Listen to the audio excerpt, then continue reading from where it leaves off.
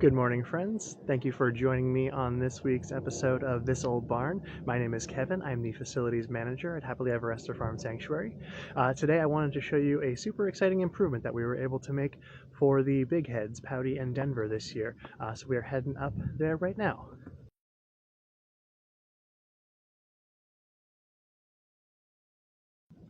When we got to the top of the hill to to go see Pouty and Denver, I didn't see them in their barn. I didn't see them by their hay feeder, and I was getting a little concerned. But I was thrilled to find them, and I think you can see them behind me, all the way out in their back pasture. They were super far away.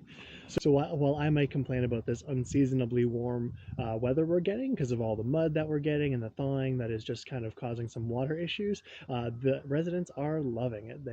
They would not normally be found this far away from their barn in the winter. So the improvements that we were able to make up at the cow barn are all thanks to your generous donations. And one of the biggest ones is this hay feeder that you may have seen in a recent picture. It is completely covered. It's raised off the ground with a deck, which means that there is no water sitting at the bottom, getting the hay all moldy. We're able to clean it super, super easy.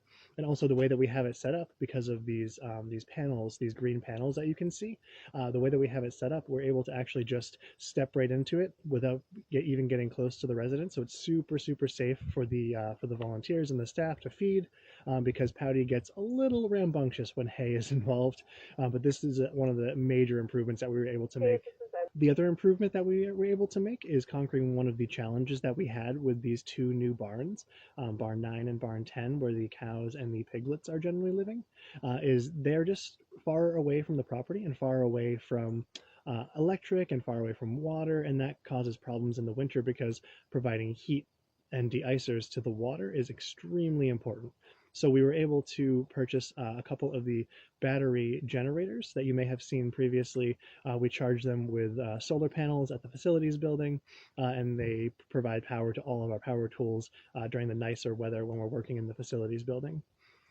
So up here, we are able to power a small water de-icer that just sits in the cow's water.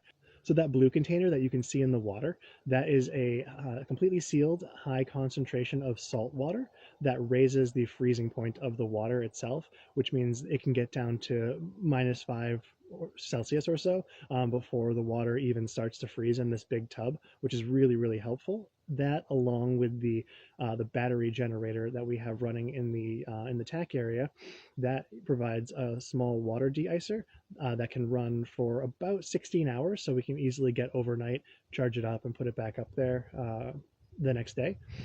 That provides nice thawed water for the cows all winter long.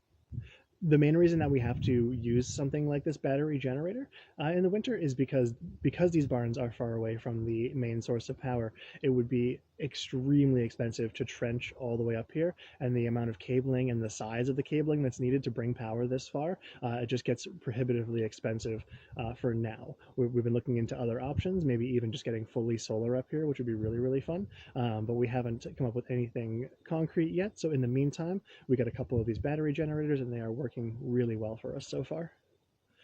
As always, thank you all so much for your support, and I will talk to you again next week. Thanks, everybody. Bye.